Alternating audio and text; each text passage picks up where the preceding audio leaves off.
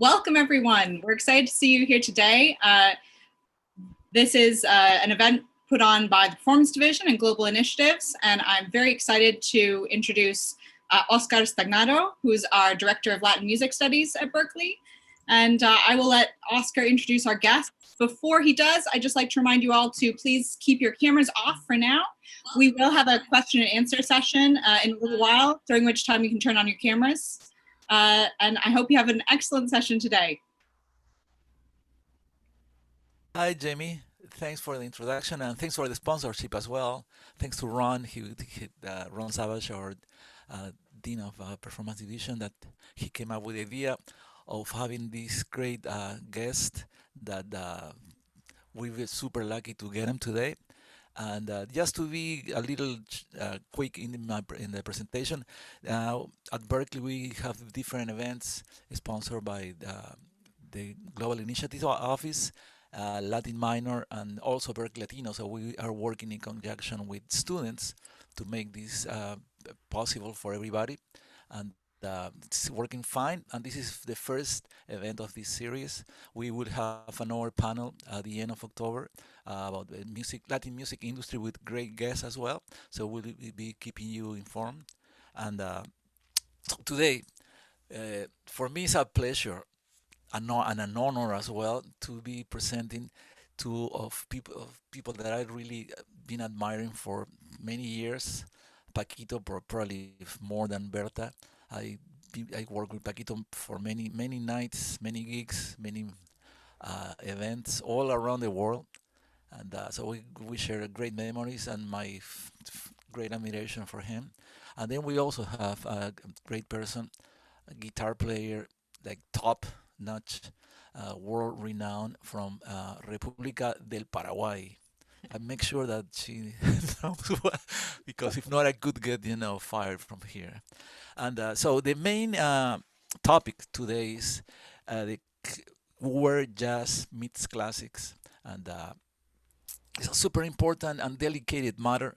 But we have the best two people that could answer all our questions and tell us really what's going on in both art forms.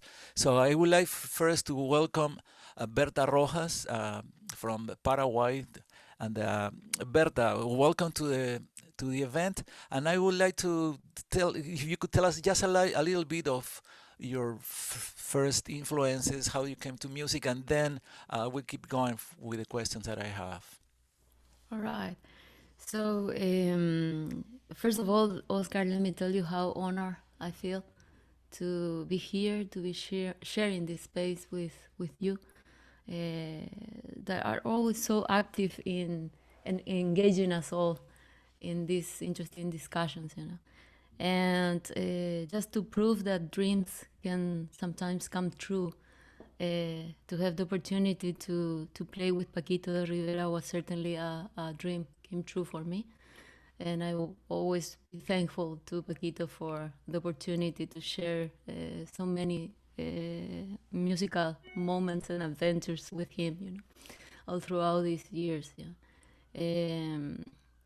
With your question, where classical music intersects jazz, I wrote a little introduction to this subject in order to have all my ideas here in paper, Oscar.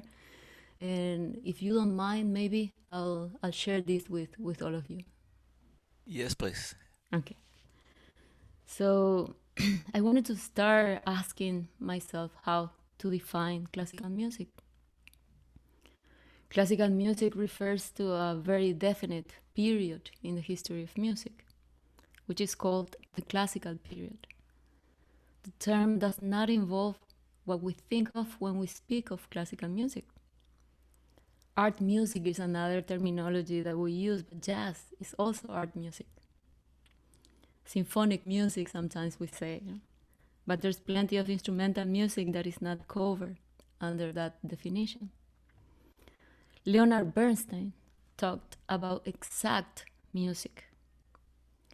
He said that while there may be a better word for it, at least exact is not a wrong word, and classical is a wrong word.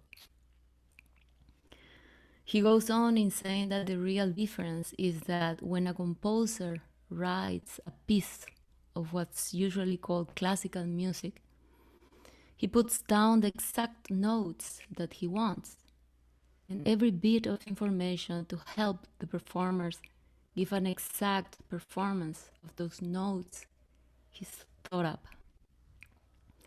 He goes on and saying that, of course, no performance can be perfectly exact because there aren't enough words in the world to tell the performers everything they have to know about what the composer wanted. But that's just what makes the performer's job so exciting, to try and find out from what the composer did write down as exactly as possible what he meant.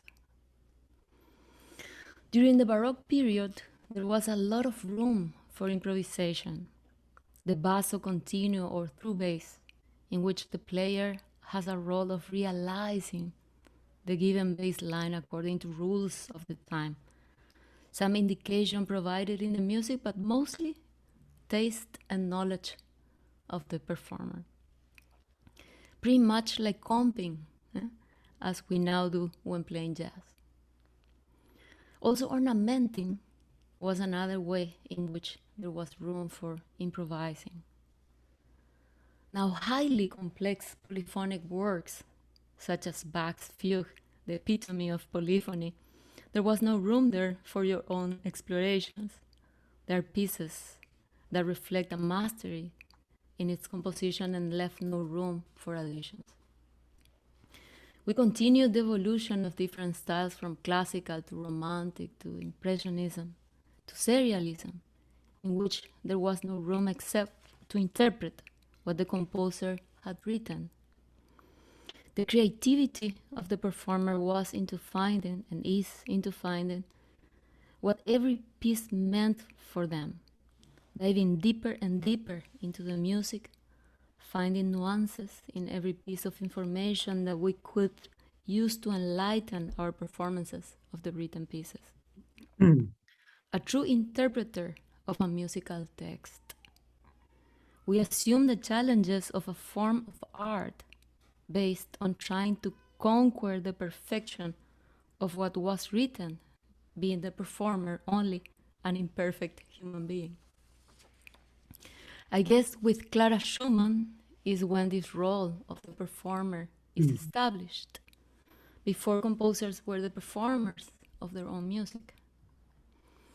With 20th century compositional techniques, with Pierre Boulez, Stockhausen, John Cage, it's when the role of the performer comes to be redefined.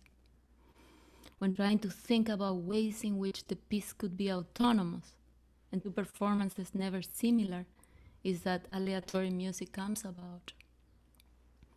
In indeterminate music, elements of compositions are left to chance, opening the door to a new role for a performer who will end the creative process in an active way. Hiase Lizarao Gonzalez, in her article Extended Performer Evolution and Change of the Musical Performer's Role Towards an Expanded Music, says that by accepting chaos and chance as part of his compositional method, Cage was rejecting musical pieces as such and the way they were conceived. Most representative of all, he breaks with the hierarchy that was imposed between the author and the performer. The process of creating a musical piece is no longer vertical. The musical idea of the author being at the top of the pyramid is now horizontal. Everything is equal and the performer becomes a sort of author at the same time, since the possibilities of creating a new musical piece in each performance are almost infinite. It is with contemporary compositional techniques that the role of the performer reaches a new definition. In jazz, on the other hand, it is exactly the opposite. The written music is a departure point for endless versions, visions, explorations of the same tunes. They never sound the same as long as you're true to yourself as a musician.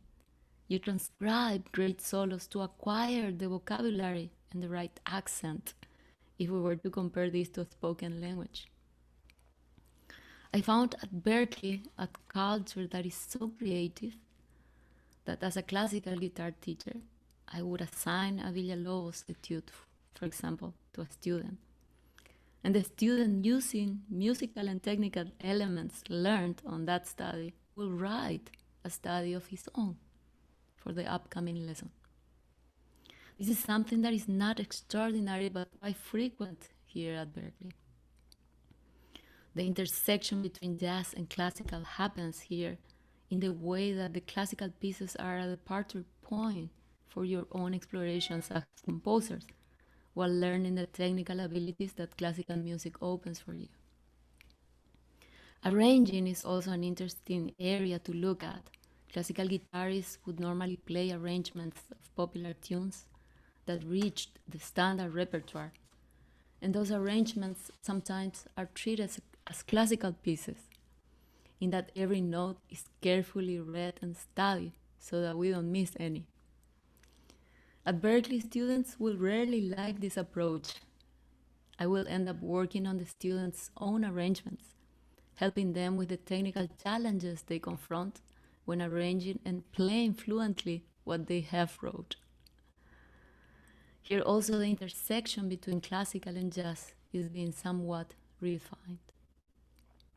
Agustin Barrios Mangoré, whose music we play with Paquito, was a precursor on this since he was able to compose using classical techniques, was able to arrange popular tunes. Casa Pa is an example of this. And he was a gifted improviser, something that everybody that had met him mentions. I think we're walking towards a new generation of musicians in which all these elements will interact in a newer, perhaps freer way. Paquito is an example of this.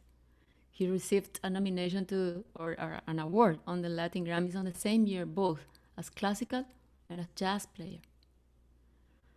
I see also how interested the students that are fluent in jazz are when they discover classical music. The depth of the information they receive makes them want to play this style with utmost respect. I see several highly accomplished jazz guitarists who come to lessons searching for the music of Bach, whom Berklee students revere.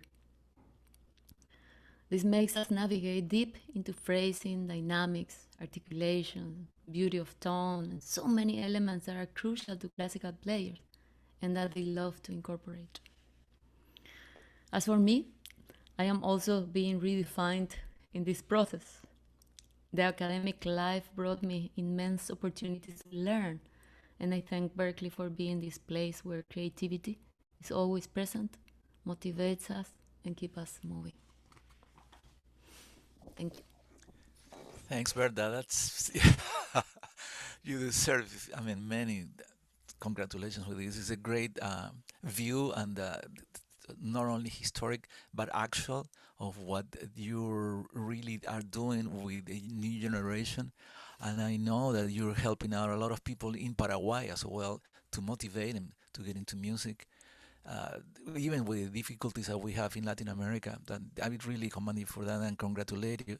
You're like an icon, not only in the classical world that you already are now in the education. For us, it's amazing to have you at school and all the collaboration that we have done and the many one that are coming. Of course, they are being proposed. So I really thank you for being here, and for me, it's like a learning experience as well, like everybody else, to for all the investigation that you have done, and resume this in like this marvelous etude, if you want to say, or essay. Pretty amazing. I just want to let you go for that with like 2 minutes, and I would like to introduce now Paquito D'Rivera. And Paquito, you have lot of things to tell us. I know that, of course, you started with classical music, correct? After listening to Berta, I have nothing to say, you know. Berta is very dangerous. You never know what to expect from her, you know. But yes, I have to tell you that if you want to know that the great Duke Ellington say a very enlightening phrase many years ago. He said there is only two types of music: good music and the other stuff. You know, you don't have to be as specific. We all know what is the other stuff. And Herbie Hancock say another one that is very good one too. He declared on a Downbeat magazine many years ago too. He was asked, "What is jazz music?" And uh, the the name jazz didn't came to be used until 1913, around there. But Herbie said something very interesting. He said, "Jazz is something impossible to define, but very easy to recognize." It's a well, like every type of like classical music too. It is as much jazz what Louis Armstrong do as much as Ornette Coleman does, or Tito Puente, or Gato Barbieri, or I don't know, Dizzy Gillespie or Cecil Taylor. All that is jazz. And how I came to jazz through the scope of a classical musician. My father was a classical saxophone player. He never had the ability to improvise, or at least he was afraid of doing it. Because I have a different view. I think that anyone can improvise. Everybody can. This that we are doing now is improvising. I didn't expect your question, so I had to improvise what I'm going to say. So the same thing with music. So he said, "No, but you have to have some knowledge." Yeah, you also have some knowledge. I had to learn how to speak first before I say anything. The same thing with you and Berta or any other person. So, as I said before, my father was a classical saxophone player. He imported the French school of the saxophone from the Paris Conservatory in 1943. He formed his own classical saxophone group called Conjunto Sinfónico de Saxofones. He was a classical player, but he loved the sound of Lester Young and Stan Getz. And I really don't blame him for that. It was a beautiful sound. And he enjoyed very much listening to the Benny Goodman Orchestra and the Artie Shaw Orchestra, and also Ellington Band. So since I was a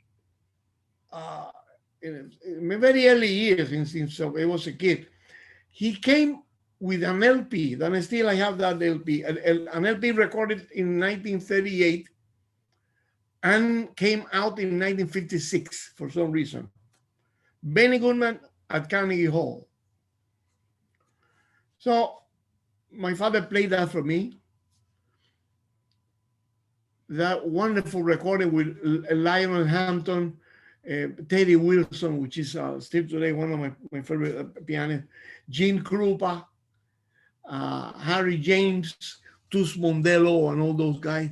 And I asked my father, "What is that?" My father said, "That is swing."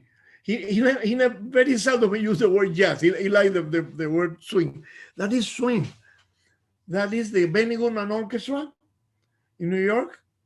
And that was in Carnegie Hall. When he said Carnegie Hall, I understood carne y frijol. It means meat and beans. I said, I don't see any relation between what my mother cooked and this music, Daddy. Then he explained to me, it's a theater in New York City, blah, blah, blah, blah. So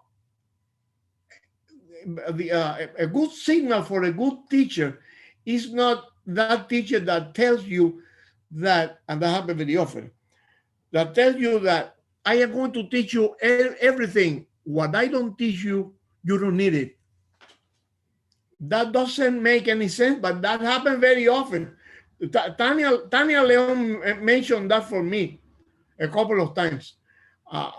She said, I have found some teachers that they are so egocentric and so envolvente. I don't know how you say that in English. So possessive. That Tania told me that she didn't mention the name of the teacher. She should. That way I don't go there. But I say, no, you don't have to go. No, I will teach you anything. And what I don't teach you, you don't need it. Very stupid remark. My father was a great teacher. And he was self-taught.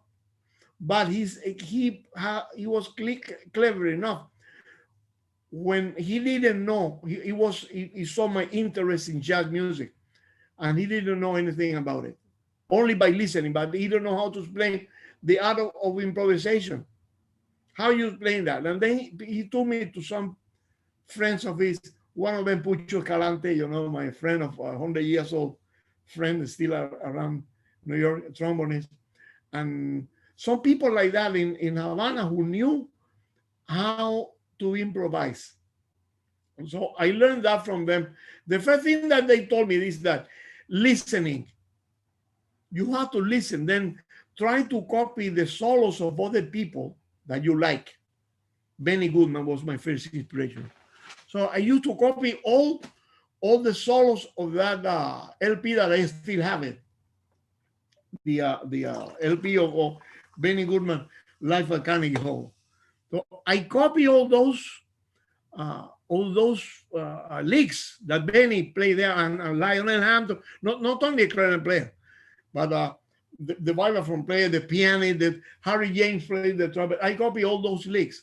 And then the advice that Pucho and my father's friends mention all the time is, now try to embellish the melody. Berta mentioned that before, embellishing a melody. Louis Armstrong did a career out of that.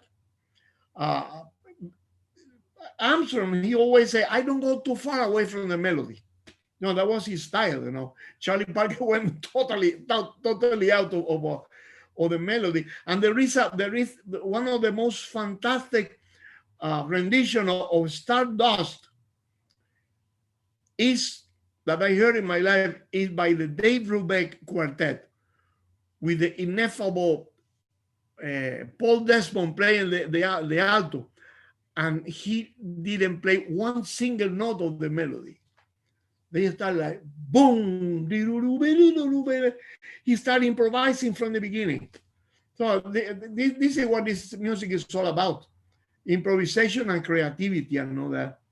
So another interesting story. My father, as I said before, he was a classical guy, so he used to play back to back Benny Goodman at Carnegie Hall with his big band, and Benny Goodman rendition of the Mozart Concerto for Clarinet and Orchestra. I don't know if he did it intentionally. For me, it was no difference.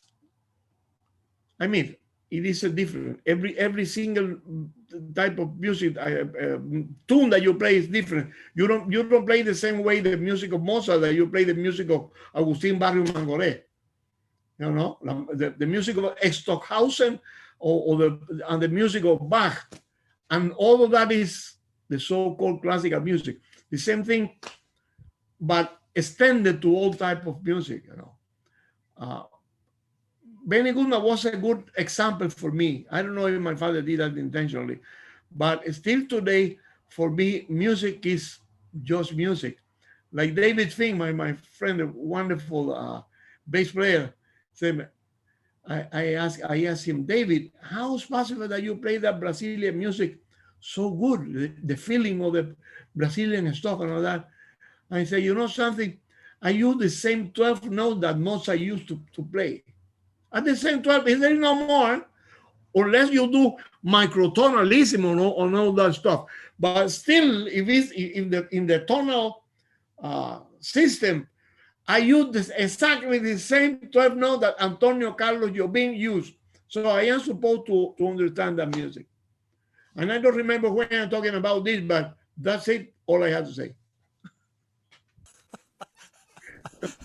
Okay, before we go to see a couple of videos which is related to music, and after the videos we have some questions from from students and myself, of course.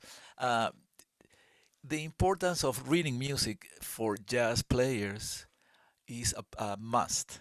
So I want Paquito because Paquito is, I mean, Berta, you guys have to read music no matter what. If not, we go back to the Baroque period of improvisation and so on, which will be great as well. But Paquito, tell us your impression of. I mean, I know I've heard this many times from you, but it's important that our audience listens to you, please. I don't, I heard many times, maybe too many times, that reading music, do you read music? No, because if I read music, that interfere in my creativity. ¿Qué tiene que ver los ojos con tu creatividad? You know, that absolutely, nobody can be considered better for knowing less.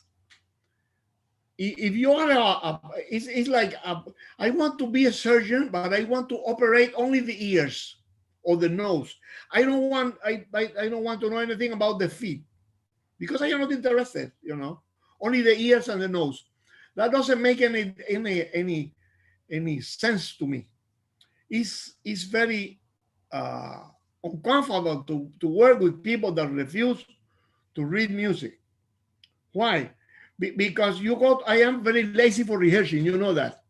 So I don't want to go to rehearsal and the drummer, I mean, sing that for me. Say, no, it's a paper there. Read the part. No, sing it to me. No, man, I am not a singer. I play clarinet. I am not a singer. Why you want me to sing? Everybody's reading the music. All those drummers that play looking at your face. I am not Jennifer Lopez. What are you looking at me? So I think it's impossible. It's important and saves a lot of time if you are a good reader. You don't have to be even a good reader, but at least knowing the system. Why I am saying that you don't have to be exactly a great reader, because not everybody have the same speed, in their life. Some people assimilate things early than others. There are people that are faster understanders. I don't know if I am saying something disparate in English, but you understand. You don't have even to be a good reader, but at least to know how the system works. And then you figure out the rest. I have worked with people that are very good readers, but they can see the whole picture and then figure out what to do. But at least you must know what you're doing. I remember once that I asked as a joke, half serious and half joke. I asked Dizzy Gillespie, "Hey Dizzy, I was told that Charlie Parker played by ear. He didn't read music. He didn't let me finish." Said, "That's not truth." See, I hear that. Some people play beautifully and they don't read music. They say, no, not like that. Not like Bert.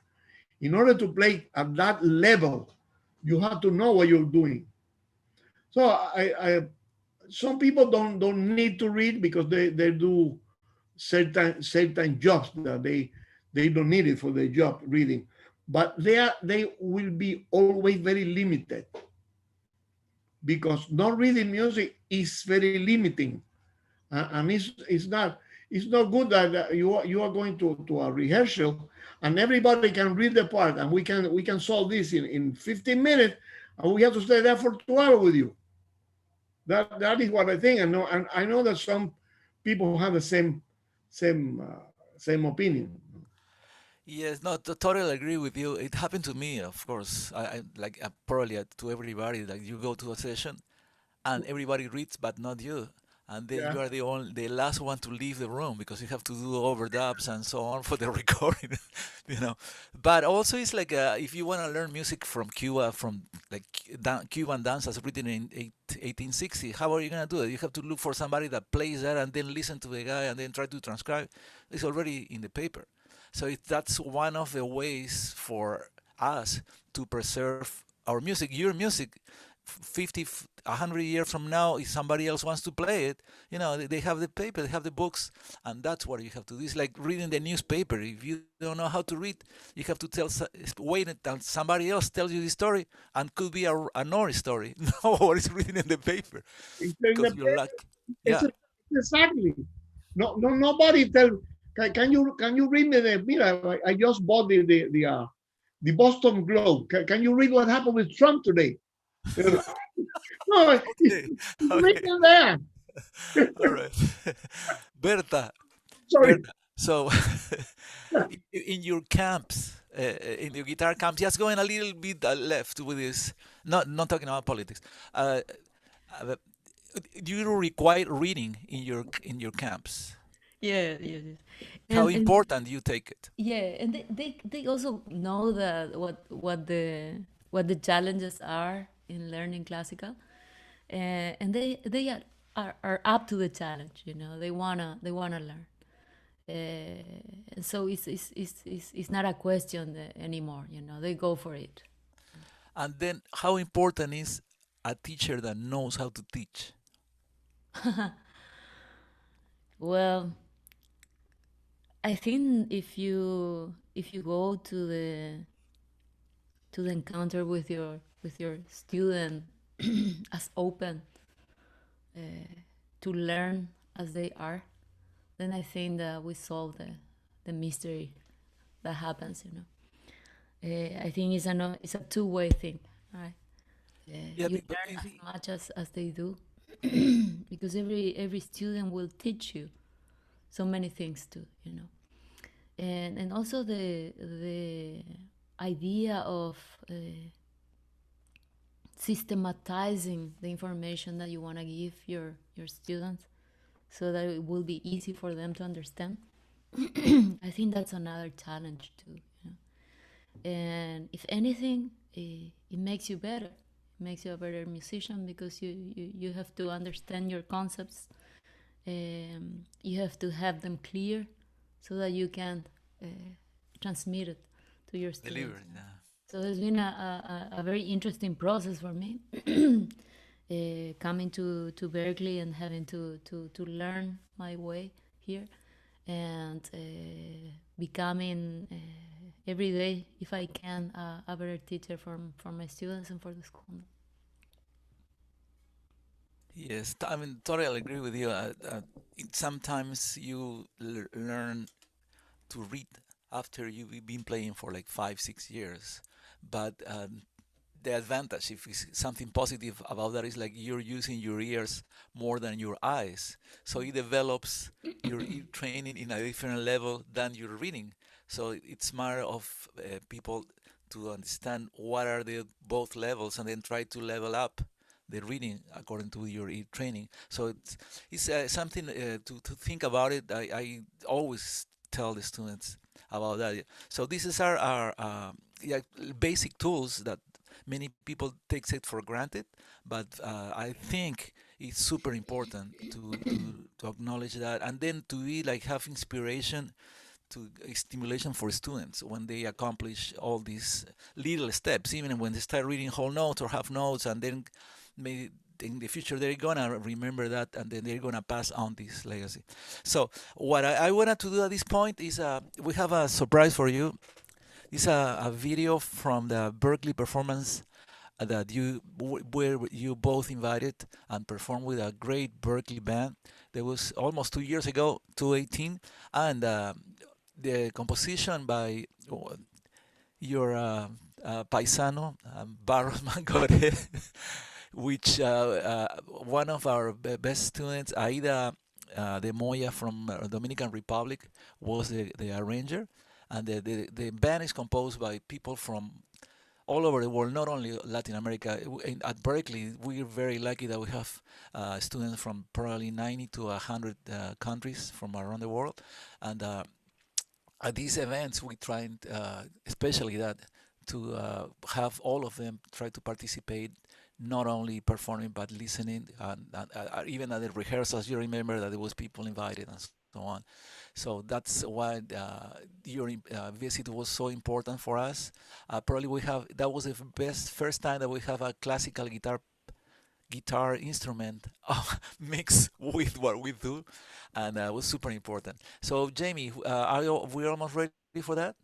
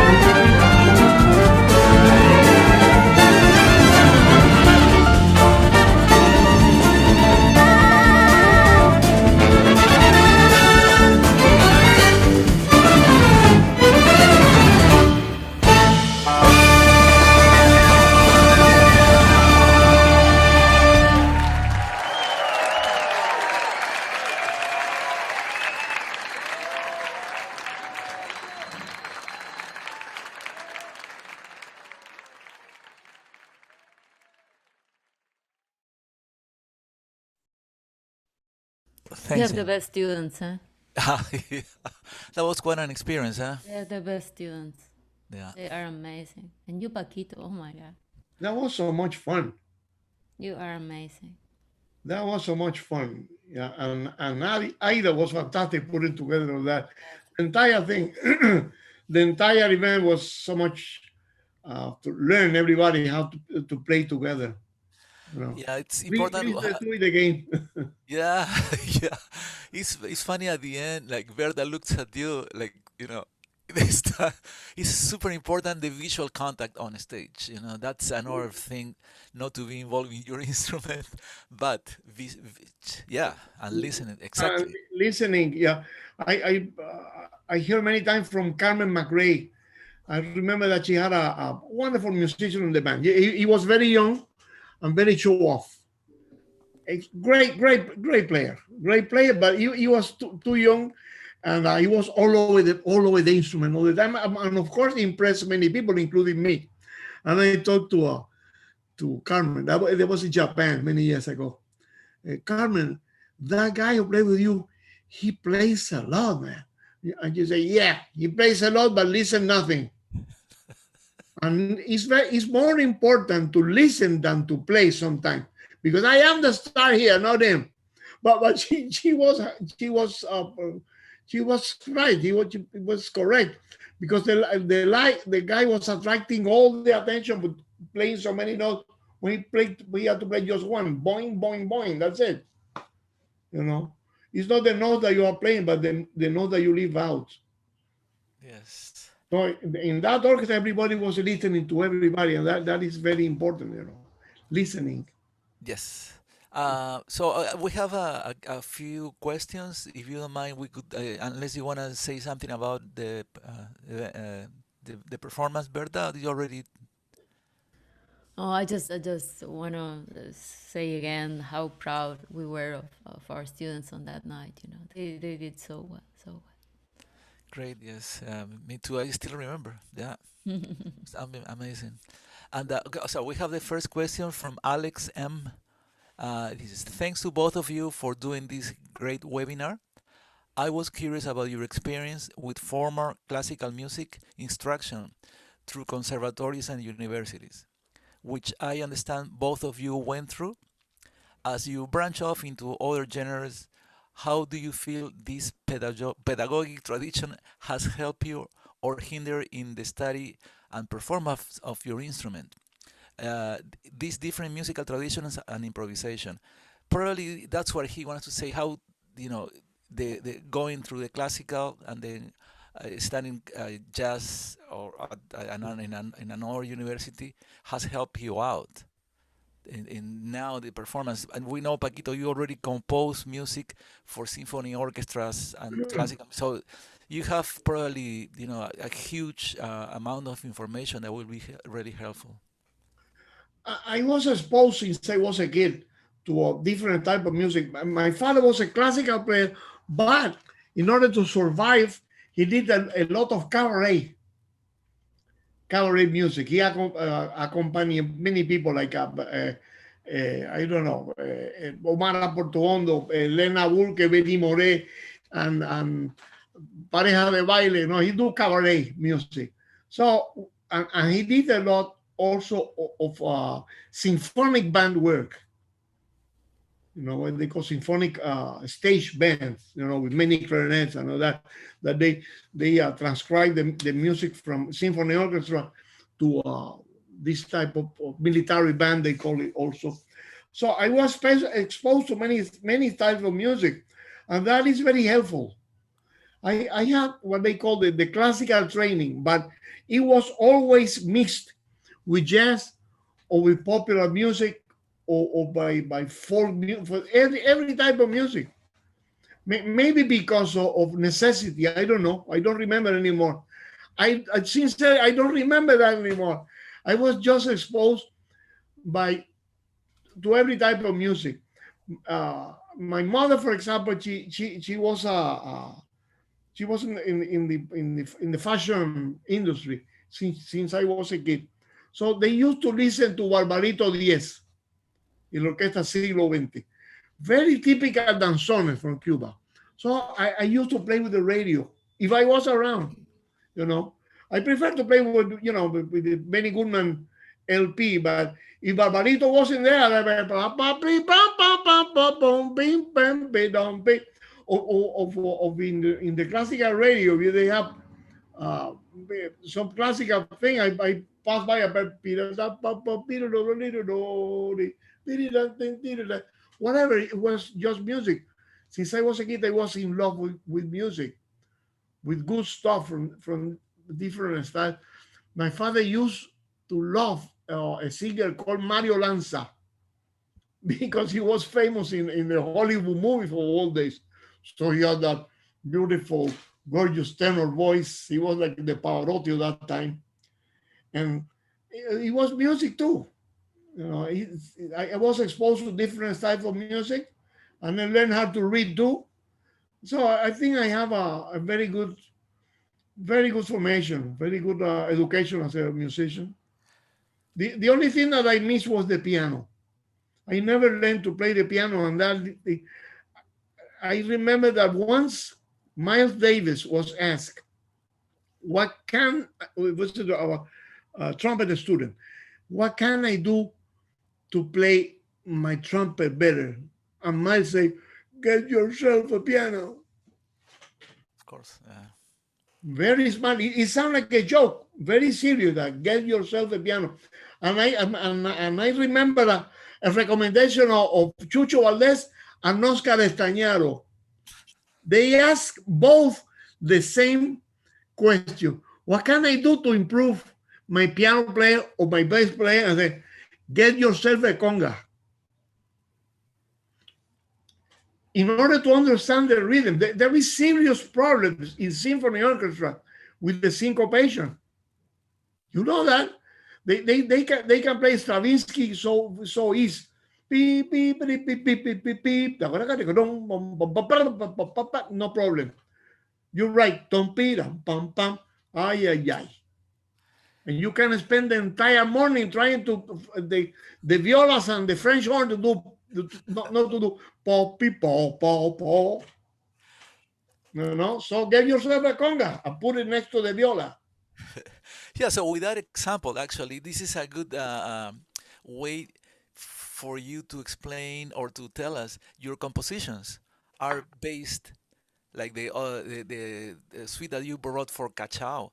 So you have, yeah, so that's probably what I'm not saying that it doesn't have it, but classical music needs composers like from different, more diverse than European people. Now, like, well, we have many, of course, but they are not as popular or in the repertoire of the symphony orchestras as the classics. So, I think your example is super important for new generations to incorporate Latin rhythms in their writing, no, in the new writing for in classical world. What do you think about that? And the same thing happened with jazz people. They keep ignoring both the opposite sides of what they want to do. There is some people around that all they want to listen is to Bert this and Monk. Say, well, what about listening to some Peruvian music or Paraguayan music or some Beethoven, man? That way you can assimilate other worlds, and you don't. That happened to many people. So some people that want to listen only to salsa. That's why some of those salsa orchestras they sounded loud and louder. No, they ignore the advantages of ¿cómo se dice? Los matices of Romanticism? no, los matices. Oh yeah, textures and the, dynamics. the dynamics. You know, it's forte and fortissimo. The same thing happened with rock and roll groups and all that. If you are exposed to classical music, you understand what I am talking about when I say about dynamics. You know, and when you listen to Cuban music group, you understand what I'm talking about, or jazz groups. You understand what are we talking when we talk about syncopation. So I call it that cross-pollination that we should be all exposed to. Don't close yourself into one single type of music, because first of all, it's very boring, and second, the telephone rings more if you know more.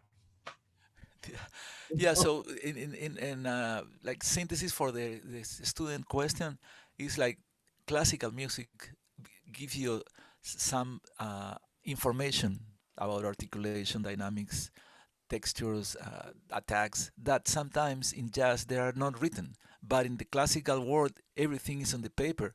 So that way, when you listen to the orchestra, you could really, as a director, you could really direct when somebody's playing a note longer than the other one, or playing, of course, the wrong note, or playing in a different part, or how to do articulation. So that in jazz is not as common. Maybe now, Paquito is one of the person that is very challenge the musicians to do that.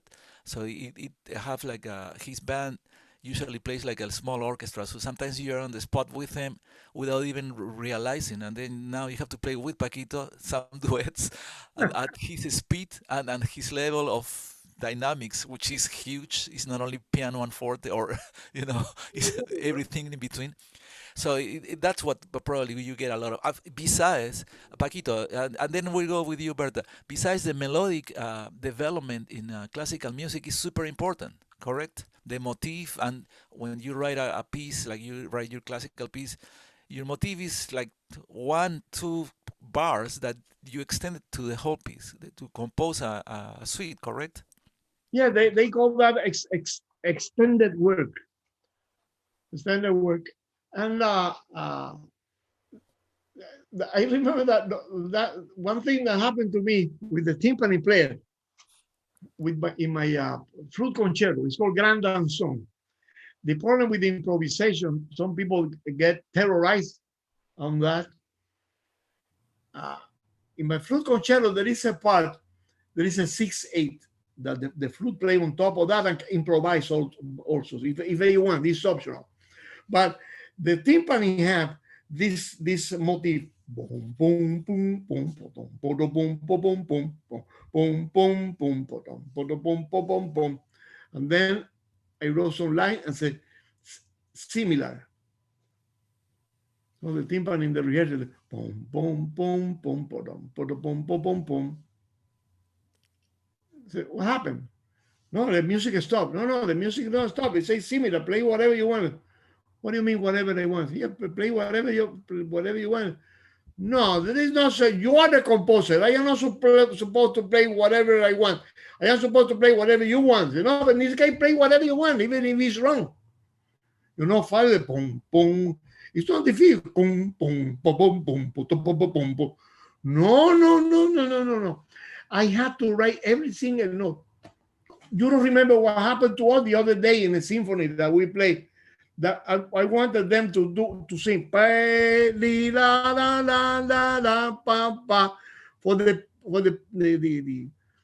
the audience to sing with us, and they sent me the people from the syndicate, from the union, said, no, you have to send that music in advance for them to learn. But all you have to do is play by ear. That was it. No. There was just one guy. He played the concertino, who played the melody. Yeah, they got it. Yeah. I know what you Some mean. Yeah. people are very afraid of playing something that is not written. That is the opposite of people that don't want to read music. Yeah, so going with that statement, we go to Berta. Berta, I have a question for you because I think this is important. It says, what is the most important method to study jazz when you don't have a scale in your mind, which in this case of you being a labeled as a classical guitar player, how would you study jazz when you don't have You have scale? to get yourself a good teacher.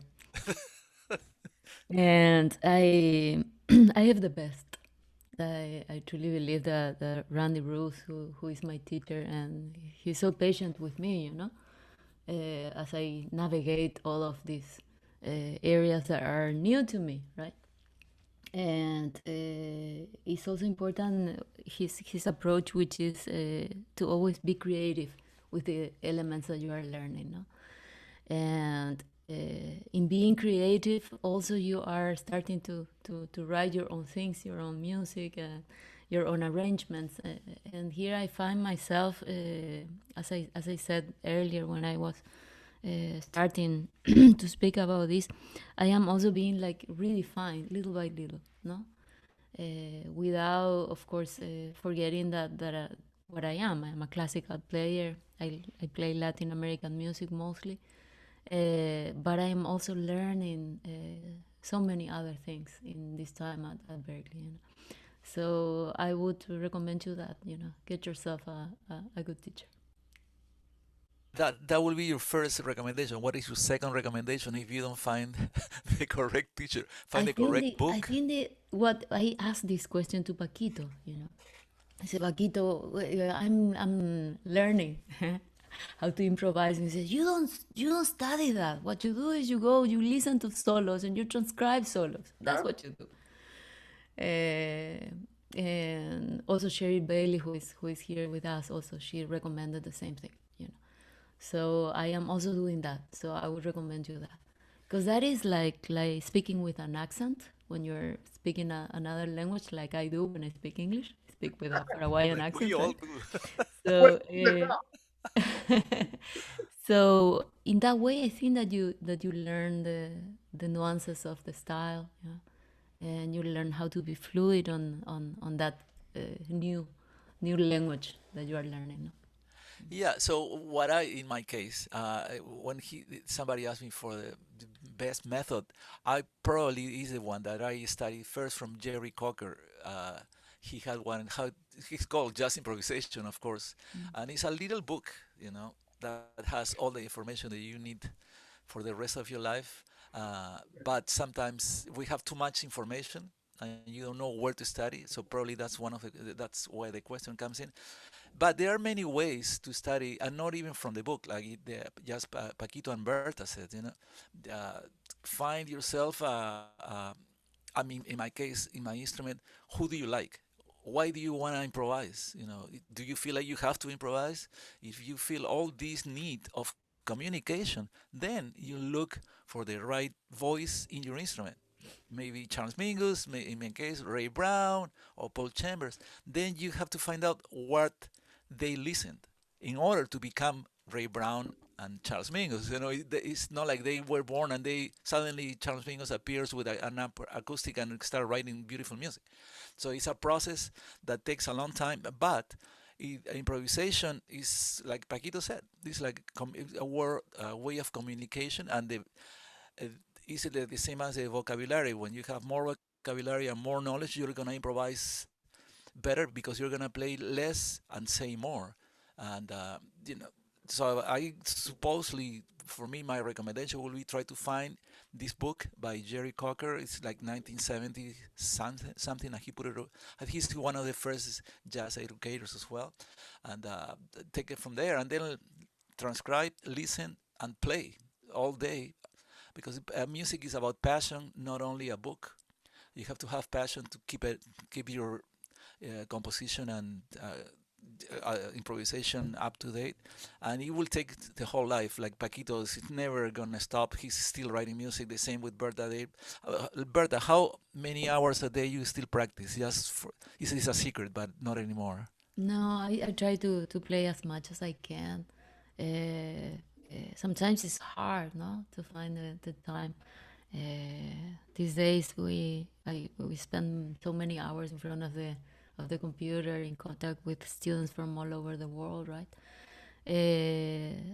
So it's hard for me to find the time sometimes after a long day of classes. I will end up eating something very fast and then just trying to get an hour or so of practicing.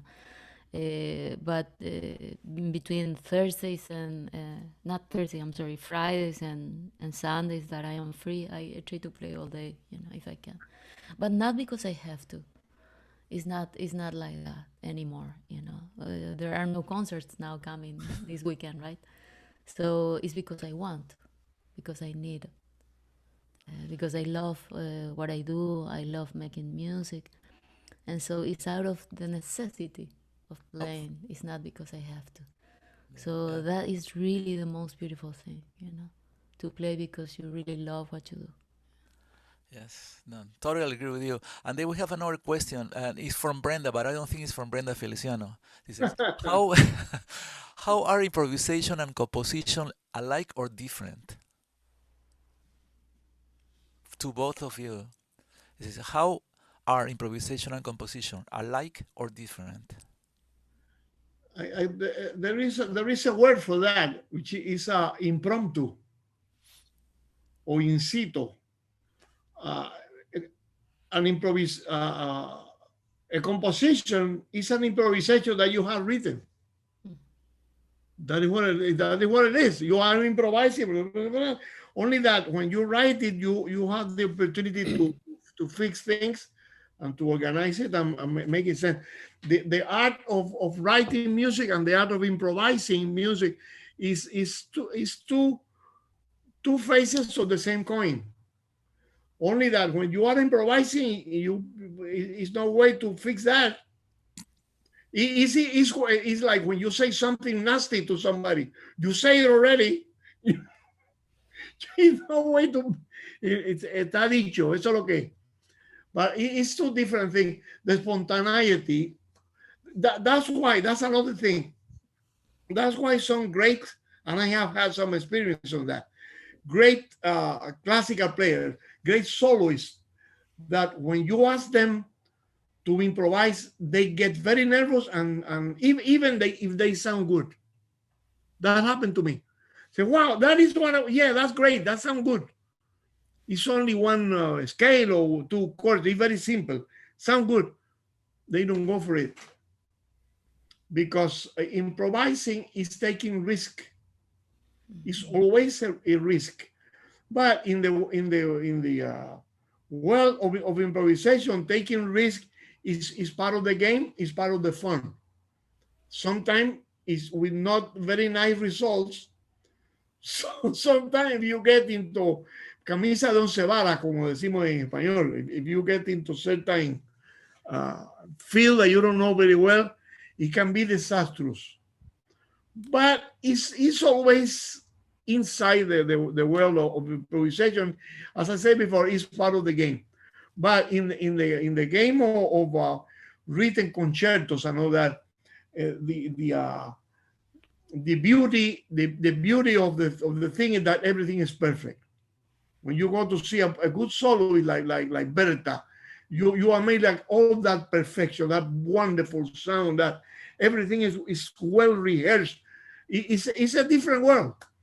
It's a different world. Some people are terrorized to get into that field. Myself, for example, when I had to play, I do that once in a while. When I had to play the Brahms trio, that I love playing that piece, or any other, or the Mozart concerto that I did many times in Japan with Makoto Osone. Improvising the piano part. That's a different. Makoto is a genius. I have played the Mozart concerto a few times in Japan with Makoto Osone improvising the piano part. But not everybody is Makoto Osone. And when I'm talking about no improvising like Bob Powell, no, playing like Mozart playing the clavecin or something like that, the cembalo. So with no paper, he has great memory. And improvise on top of the thing. But some people are really afraid of that. Mira, like some classical people, they are terrorized to accompany some popular song. And Berta do that beautifully. Beautifully. We have played some bossa novas and all that. The Assad Brothers are another one. ¿Tú has tocado con los Assad Brothers, Berta? No he tocado con ella, pero los admiro desde siempre. They are like Berta, typical classical trained guitarists. That's what they do. Ellos no son soneros ni nada. But you can play a samba with them and you feel like you are in Rio de Janeiro. But they are not afraid of popular music like Berta. They are not. They are classical trained people, but they are not afraid of popular music. And that is what we have to cultivate in the classical world. The same that we have to cultivate all over, all differently in the jazz world. It's just music. Like David Fink say, it's the same 12 tones. Yeah, I totally agree. And that was one of the questions actually. This is how important it is for a classical musician to play other genres and vice versa. I have heard these musicians to underestimate or genres. So that's why we need to open up. It's the same, I mean, comparison with types of food from all over the world. Like music in this case will open up. And like Paquito said before, the more that you know, is the better person that you can, I mean, and the better musician that you're gonna be. So it's And the, nothing and the, wrong with and the, listening. and the telephone rings more. Yes, of course. And the other question or the comment was, how important is intonation for your instrument? Sound, intonation, articulation. Any Berta? Well, in classical guitar, we spend so many hours talking about the quality of tone. No? It's an obsession of ours, no? Especially because when you are in front of a very expensive microphone, it will pick up the nail sound and all those things that Paquito defines as mariconería de guitarristas, ¿no? Okay, And, I won't translate. and so we become really obsessed with that. And I think that it pays off. Because then you have a sound that you feel happy with. It's like your voice, no? When you're singing, right? So I spend quite a bit of time just thinking about that and working on that with my students as much as I can. And I'm still exploring. Yesterday I was working on that, filing my nails in a different way and always searching for something new. So it's a continuous and very also creative process. Yeah. Paquito, you want to say anything about it? Yeah, about the intonation. Well, Berta knows the guitar is a very tricky instrument for tuning it. You know that too because you play a guitar with four strings only, but it's a guitar with 5 strings. Edito Martinez, which is a great producer, and one of those studio guys that plays of course the piano, the drums, and the guitar and the bass. I say the guitar is a pain in the neck because it's impossible to play that instrument in tune. If you tune here in this hotel, here is totally out of tune. I hate the guitar. He said that to me. But there is a few these classical guitar players. Berta, of course, is one of them. John Williams is another one. And the Assad brothers that I never played with John Williams, but I play with Berta and the Assad brothers, and I can tune. I don't know how they do it, but the intonation is absolutely perfect. I don't know what they do, but it's such an important thing. And on the other hand, I have been trying to play my saxophone in tune for more than 60 years. Fíjate que, listen carefully. I am not telling I am playing my saxophone in tune. No. I have been trying to play my alto saxophone, to be more precise, my alto saxophone in tune for almost 70 years. And nowadays it's fashionable to play the alto saxophone out of tune. How is possible? How you can explain that to me? I know some young players try to imitate, I don't know who, that playing, man, that is not, always, can I have an A? Can I have a, they know what I'm talking about. Because the next thing they play, they don't play out of tune because how are you playing people trying to play out of tune because they think it's hip? You're supposed to play your instrument in tune. It's not any hipness in playing out of tune. I remember that for my father was important. Every time I see the tune with the piano, even if I play solo, you know, even practicing at home, he said, did you take the A from the piano? Oh, no. Then I had to go to the piano and tune with myself, to play with myself. You know, but it's a system. Listening to what's happening next to you in order to play in tune. I think it's important. It's important to play in tune. You know, it's not easy task, but the tuning had to be something that had to be part of our costumbre, how you said, to get used to that all the time, to play in tune. Even when you have an instrument like the guitar, but the Edito saying it's impossible to play in tune. If you listen to Berta or to the Sam brother, it is possible, at least to fake that you're playing in tune. Yeah. And how important, like we're talking about tuning and articulation, so on, to develop your own sound. How do you get your own sound? Like the Paquito D'Rivera plays clarinet, and you could identify him when he plays two notes. Is that something that you are still searching? Is something that you found out as soon as you start picking up the clarinet? I don't know how to define that, but you know what I'm saying? I have a theory on that. Especially in the jazz world, there is an obsession with getting your own sound. You get your own sound or you don't. And nobody's going to die for that. No. Nobody's going to die. You get your own sound, wonderful. You don't, it's okay. You pay your rent anyway. Some of the most immediately recognizable players that I know have got that sound without even trying to. I get this from Claudio Roditi.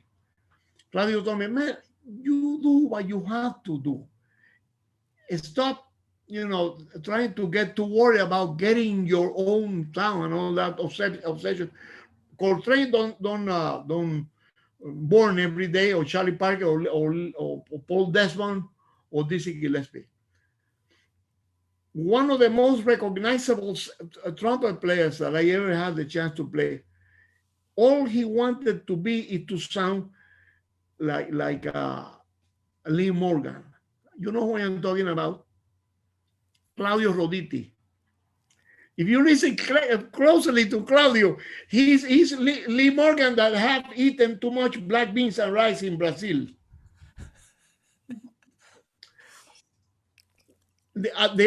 One of the most original musicians ever is Dizzy Gillespie. Dizzy Gillespie is a copy of Roy Eldridge, of course, a copy improved and with all the things that he put on top.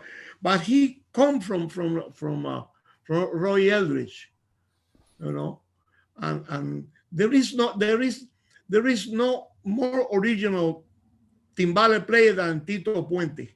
And you know what Tito Puente told me? He said, man, I don't know why people said I am an original and all that. All I wanted in the 40s was to please Mario Bauzá and Machito. That's all I wanted, to play something that they like. And I did something that made me unique. I don't know how I found it. So you have to do, as Claudio told me, you have to do what you have to do. And we all start like copying other people, and then you will get it there or you don't, and nobody's going to die for that. Yeah, I get it. Yeah, it's totally. Yeah, I see in Claudio.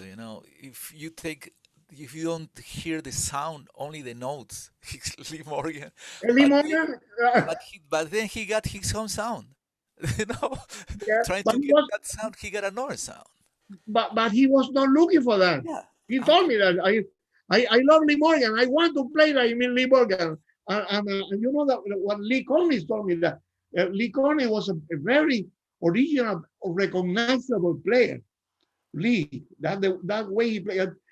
I used to play like him when I was 15 years old, to copy Lee Conley. And he told me, man, I wanted to sound like Charlie Parker, but I never got my act together. Nunca pude. Yo quería tocar como el pájaro, pero no me salió. The same thing with Miles Davis. Miles Davis, all he wanted to do was to sound like Dizzy, because Dizzy was everybody's idol. Dizzy was everybody's idol, and Dizzy was crazy about Roy Elvis, but well, everybody wanted to play like Dizzy. And Miles tried to play like Dizzy, but he didn't have the chops to play like Dizzy. You know, he was not that fast or have a big sound or etc. etc. And then he created that incredible Miles Davis sound that everybody wants to play like that. Yeah, And Stan Getz wanted to play like Lester Young. And even Coltrane say, who doesn't want to sound like Stan Getz, man? yeah, it's pretty amazing. Huh? It's a tricky business, this one. Amazing. Yeah. Like the same thing probably happened in the classical world, Berta, right? Yeah, I love all the stories that Paquito is telling. You know, it's really amazing, this opportunity, you know? And it's the same, of course, in classical music. And when I talk about sound with my students, always invite them also to experiment. You know, because there are gonna be things that are true to yourself, right? That you feel comfortable with, you know. And I ask them also to sing a lot, because I think that when you sing, you get all the answers. When you just play a line disconnected from your inner music, then the music is just notes, right? Well, when you sing from your heart with your instrument, then is when that voice is defined in classical music. You know, nobody can sing the same line like somebody else if you're trying to be true to yourself, right? Mm-hmm. So that's my permanent invitation, you know, is to sing from your heart.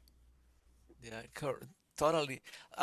String instruments, we have that opportunity, but horn instruments, they already have that when they are blowing, because it's a different connection with not with the hands only. If the whole body is involved, we are more connected with the hands and your ears, correct? So it's a different nature.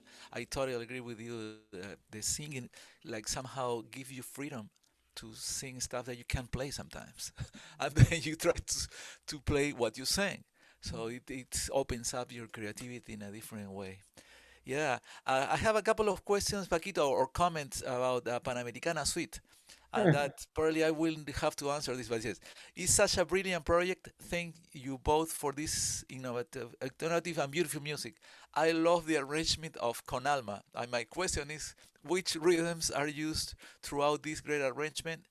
What was your through process behind the interesting combination of rhythms? Why did you put in the same bag Panamericana and Con Alma? No, remember that Con Alma was recorded in Manchester Craftsman Guild in Pittsburgh live, and the record is called Panamericana Suite. That's what it is. Oh, the Panamericana. I will tell you the story of sometimes I don't remember what I record, you know. But the Panamericana Suite is also a dream come true. Wynton Marsalis had it was even before this big building that we have now in Jazz and Lincoln Center. It was still in Lincoln Center, in the original one. He created a series called As of Now, and there was two composers. You'd like to call Messon Driver Mobile? Jesus Christ, what is that? I have no idea. There is it's a ghost around here. Who would you like to call? My computer started talking by itself. I'm sorry. Wynton called me and said, I want you to be part of this as of now series. It's two jazz composers. One was a wonderful trumpet player from New Orleans. I can't remember his name now. But well, then he said, you're supposed to write a jazz piece. one piece, all through composed. And then I thought about the enormous contribution of Latin American composers and musicians and players and improvisers to the music of this country, which is called jazz, a country of immigrants. And then I asked a poet called Annie Colina to write a poem for this piece. And I included 3 bata drums, Afro-Cuban bata drums, a Venezuelan and Colombian 4, a Central American marimba, a bandoneon, and of course, Diego and I, a trumpet and saxophone and clarinet. And I put in the same suite all of many different styles of Latin American music into one style of music, which is called jazz. The greatness of the music of this country of immigrants is the contribution that all of us have contributed to the music of this land, which is called jazz. And that is the story of the Panamericana suite. Because there is no more Pan-American country than this. Nobody can deny that. This is a country of immigrants. And the music of these countries should reflect the multinationality and the multicultural aspect of this country. That is what is Panamericana. It's a dedication to the United States. Great. Yeah, I think he was referring also to the version of Con Alma in the other recording. You like that one, huh? Yeah. Just to make it quick, Alex, he's a student of mine. Alex, that's a compilation, the same as Paquito's idea of doing a Panamericana suite. Con Alma is a combined rhythms from Latin America. Festejo is one of them, and then the merengue, Venezuelan merengue, is the other one. So that's what is involved in Con Alma. This is Con Alma, and that was great because then Paquito orchestrated with bandoneon and with harp. So that's unheard of before. Yeah. So play the harp. That's the craziness that Paquito brings, the freshness to the textures of what we used to check out in a jazz quartet or quintet. Then he goes someplace else with the music and with the sonority that he brings too, So this is super important just to appreciate that and keep apporting in that way. So Paquito, I have 2 more questions. Who are your musical inspirations nowadays? For both of you, Berta, please. Who are your musical inspirations? Well, I have to tell you that Paquito was and will always be one. And I am getting more and more involved with analyzing music these days. I'm taking also some analysis classes with Ala Cohen at Berklee. And boy, the music of Villalobos is so profound and beautiful. Huh? I'm rediscovering that. Huh? Rediscovering also the music of Bach. Oh my God, And it's funny just to say that, right? Because of course I grew up listening to that music, but I have a new perspective on all of that now, and I am having a blast in this time, just being a student and being in an awe with so much beautiful music having been written, and that we need to enjoy a little bit more. No? Great. And I bet, I think when the years pass by, you appreciate in a different way, things that you visit in the past, and then you really see the dimension from another angle of the composers or the players and so on. For me, it's happening the same, yeah. Paquito, what's your opinion? That always when I somebody asks me a question like that, I answer with a phrase by Ron Carter. Ron Carter was asked once I think it was a Downbeat magazine, who who are your main influence? And he said, anyone who plays good. And I receive my inspiration. No, sometimes even from students. Sometimes, well, because it's very easy to receive inspiration from people like Berta Rojas, you know. Anyone feel inspired by Berta because Berta plays a bit, and Yo-Yo Ma or Dizzy Gillespie or those fantastic famous players. But in my case, sometimes I feel inspired by students. Some students, they do something so beautifully. I say, what, how you do that? That happened to me with Alex Brown, and it's your fault because you introduced me to him.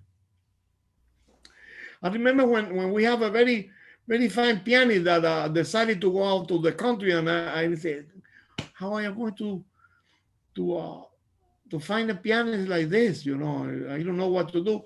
And Oscar told me, call Alex Brown. So Alex what? Alex Brown is a pianist. Oh yeah. How old is him? I don't know him. He's 18 years old. Forget about it.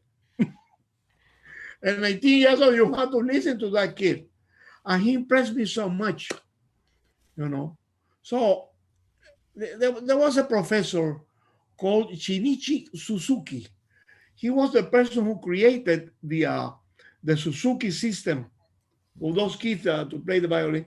He said, bring me a kid that is 3 years old, and I will, if he's normal and no, I will make him sound very good in the violin. I will make him a great violin player.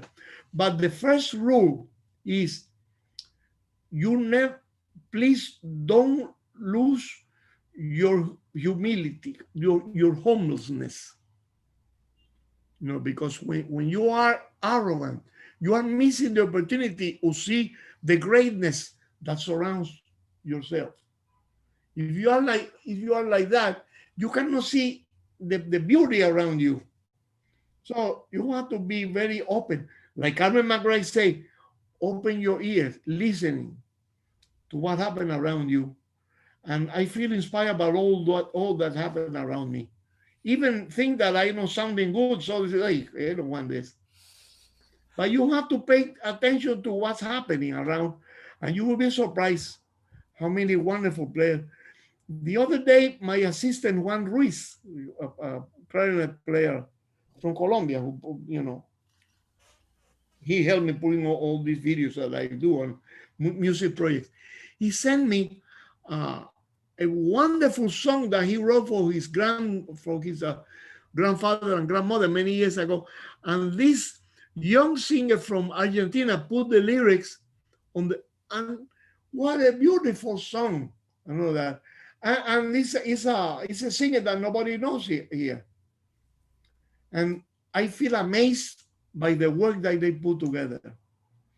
So that is the magic of listening what's happening around you. You know, that is from where I take my inspiration. It's great. Yeah, yeah.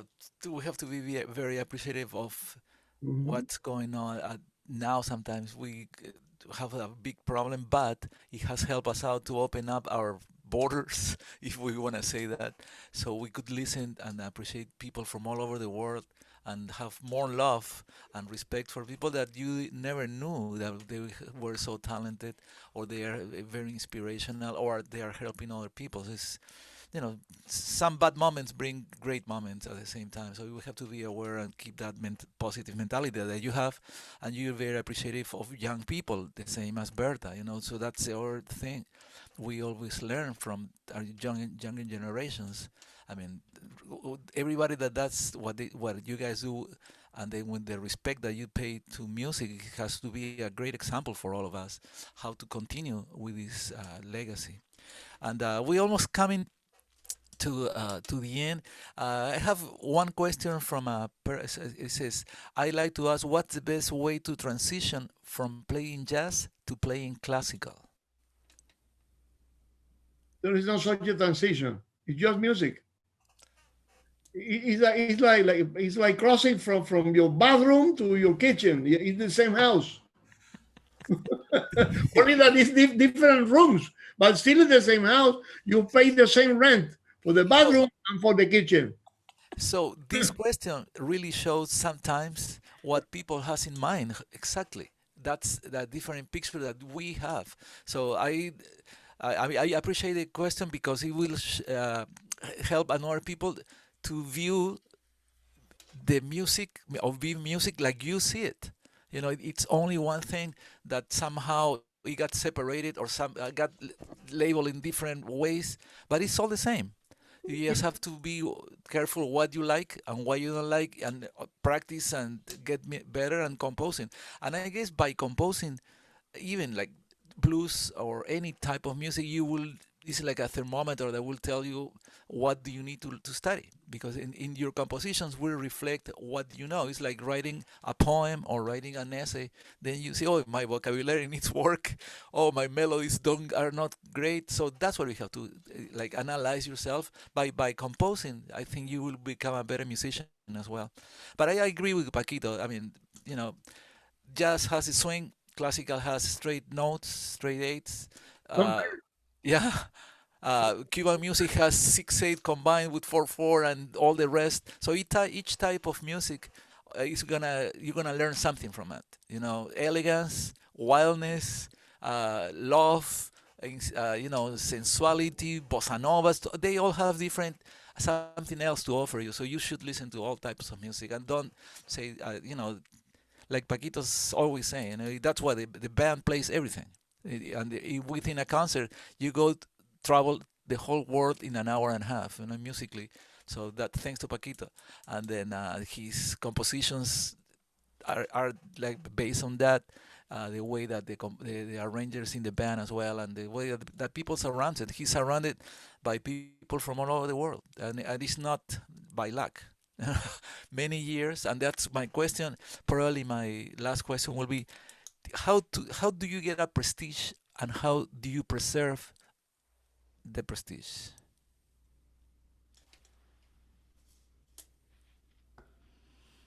Berta, Berta, is that a weird question? Yeah. Are you? and Brenda has Berta has a great prestige around the world as a guitarist. No. Yeah, exactly. Yeah, yeah. Oh yeah. So Berta, how do you keep your prestige? That's very generous of you. I don't know. I don't feel like I can answer that. Paquito is the person to answer that question. But you reinvent yourself many times. You do many projects. Yeah, I do. I do that.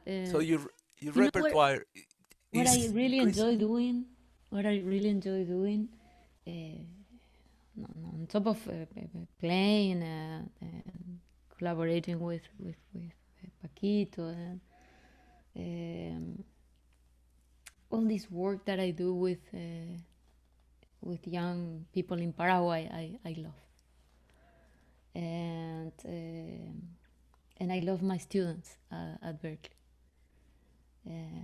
And I think that when I create projects in Paraguay, like now, for instance, we selected 11 young composers to write pieces that were motivated by the pandemic. And so they wrote pieces inspired on all these difficult times that we are going through. Yeah. And so we have now 10 new compositions that were written by them. And sometimes it's difficult to find people in positions of authority in the government to understand music and to give us the means to develop that. And because of the position that I'm blessed to have in the music world, and I can get some sponsorships to do things like this, and to use that as a means to affect some life in a positive way. That is a blessing that this business had given me, you know. It's not a way to keep any prestige, as you said, because I find that like to be a bit uncomfortable for me, right? but it is certainly an opportunity that thanks to the notoriety that you can get through the arts that you can get to influence some lives in a positive way. Yeah, no, I totally agree with you. You're probably as famous as Michael Jackson in Paraguay, to say the least. So, as an important at that level, I know that you're a very humble person, but and I know for the fact that you has helped a lot of people, and you're a great symbol of an admiration of a Paraguayan musician that has gotten so far, and not only performing now as an educator as well, and then an inspiration for next generations. And being a woman, of course, probably that's another topic that we'll continue the next time. How to, how hard was it for you? And I know probably it's super hard, but I mean, it's very admire your career, and you still have the passion to keep going. The musicians, it's great because we don't get involved with politics. I don't see any musician president so far. I haven't seen one, and I hope I won't see a musician president. Where we are, it's great where we are because we could help people and we could see at this level, so we could see everybody and hear everybody. So Paquito, I know that the prestige is not probably the right word, but Paquito de Rivera, how keeps Paquito de Rivera's name being Paquito? Who knows? Uh, I saw it's important. It's important to surround yourself with the right people. Always, I recommend. Uh, Once I wrote something for Downbeat. They asked me to write something recommendation of to new band leaders. What people that want to be band leaders. Well, I say choose the repertory that is interesting not only for the audience but the musician. Be on time. Say be organized. Be on time. Blah blah blah blah. But the most important uh, advice is surround yourself with the right people. I have had a band that have been with me for 30 years, and it's not a coincidence. There's are people that have the right, the positive thinking, the positive mentality. They like each other. We are just one group of people doing the most important thing, which is the music. So surround yourself. Try to avoid negative people. As simple as that. And if you want to let them know, they know I don't call you because I know you are too very negative. I don't want negative people around me. I have enough with the government. So I'm sorry. So it's important to surround yourself and to work, or at least you never know what you're going to find on the road, but at least try to work with clear people, positive persons, the management, the people that contract you, the people that you work with, and especially your group of people that surround yourself. Try to avoid negativeness. For Berta, easier because she's a soloist, so it's a little different approach. But for me, I try to surround myself with possible positive people, and it's not that difficult. It's not that difficult. If I found it, you can find it too. Yeah, Yes. Berta. When Berta called me to work with her, I said, yeah, immediately. Okay, Thank just you. to wrap up things up, I really thank you from I mean, Berkeley is a house, a music institution that always welcome music from all over the world. Latin music is super welcome there. We have like 600 students. Then the Latin minor has grown, and then your visit was also another highlight in our events.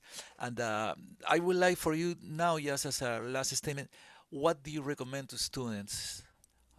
what can you tell them now that we don't know the future? Of course, we don't know. We never know the future, but even now we are more uncertain what's going to happen. So please, if you have an advice for them, will be great. To remain open and explorative as much as you can, you know. And I am living that myself, and boy, this is so much fun. Well, I will take the opportunity to put a commercial here, a jingle. I put out last year a book called Letters to Yeyito. It's an imaginary student that asked me many years ago. It's inspired in a note that I received from a guy called Yeyito. I never had the chance to answer to him because there was not returning address. But he said, you think you recommend to pursue a career as a musician? And my answer is definitely yes. If I had to do this again, including the mistakes, I will do it again. It's a great career. It's a wonderful world. It's no business like show business, but that is for me. Some people don't. Ali Shaw, for example, in the pinnacle of his career, Ali Shaw abandoned the career. He didn't like the idea of being in show business. Pero para él. I love it. In my case, I love it. And I can see that Oscar and Berta, they love it. So welcome to the club. Okay. Well, to the audience, thanks for following us up. This has been great. Very pleased to have Berta Paquito here. And we're going to leave you with a video that Berta has the opportunity to create, by the way. So humbleness besides that, but she's a very creative, not only musician, she has another view of life as well. And this is a presentation that they did, so I hope you enjoy it, and we'll see you soon. The 28th, I think we have another Latin music industry panel with Luis Enrique is coming in, Mark Quiñones, Nanette Vélez, and Carolina Arena. So we are covering 4 different angles of the music industry, especially for the future students that are gonna be graduating and what's next after Berklee or after any other music institution. And I wish you the best. Keep safe and keep enjoying music as we all here do all the time. All right, Paquito, thanks so much. Berta.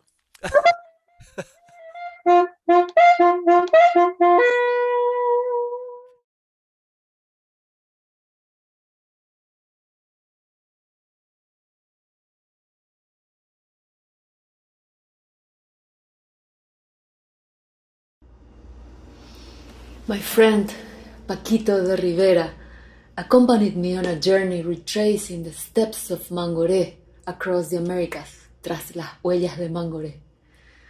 One of the pieces which brought us the most joy during that journey was Machiche, arranged by Pinchi Cardoso Campo. Thank you, Paquito, for being here with us today. Para mí es un inmenso privilegio, maestro, volver a tocar contigo. Hasta que podamos encontrarnos en un abrazo, será de esta forma. Here it is, Machiche.